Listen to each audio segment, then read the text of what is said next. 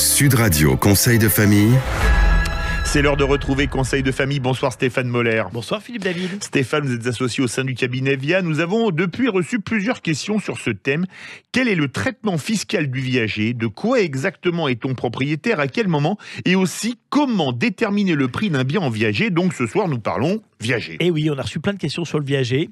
Donc ce soir, on parle viager. Alors, et on parle viager côté investisseur. Parce que la dernière fois, on avait parlé viager côté vendeur. Et nous constatons que c'est une façon passionnante, mais très très technique d'investir dans l'immobilier. Rappelez-nous le mécanisme d'une acquisition en viager. Le mécanisme est le suivant. Imaginons un bien dont la valeur marché serait de 200 000 euros. Pour acquérir ce bien, l'investisseur va en payer une fraction en fonction de l'âge du vendeur.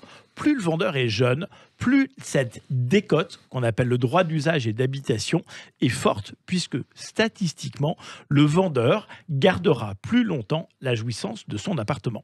La somme à payer par l'acquéreur se divise généralement en deux. Un bouquet, qui est une somme forfaitaire qu'il convient de régler à l'acquisition, et puis la rente que l'investisseur décaisse chaque mois jusqu'au décès du vendeur. La dernière fois que nous avons parlé viager, nous avons évoqué les avantages pour l'acquéreur, avantages notamment fiscaux aujourd'hui.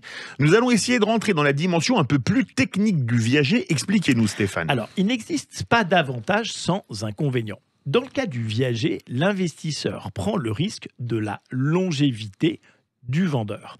Risque qui pourrait accentuer le prix de son acquisition. Mais on va voir que si le bien est correctement acquis, d'un point de vue patrimonial, ce risque est très limité. Il est en effet probable que le bien se revalorise avec le temps et compense cet aléa. Et c'est de cela dont nous allons parler aujourd'hui. Prenons un exemple.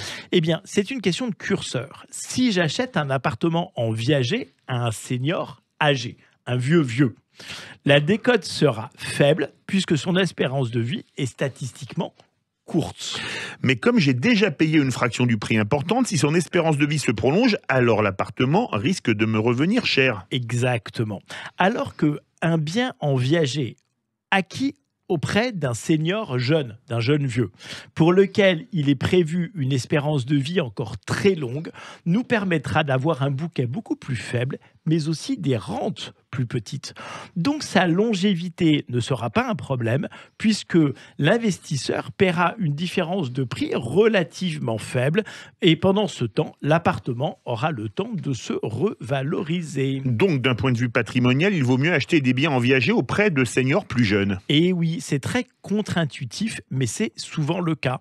Un peu pour les mêmes raisons que lorsque l'on acquiert des biens immobiliers avec des crédits longs, ce dont nous avons déjà parlé. Merci Stéphane, c'était très clair. Conseil de famille à retrouver en podcast sur sudradio.fr.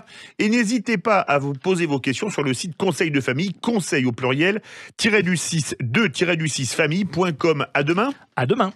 C'était Sud Radio Conseil de famille.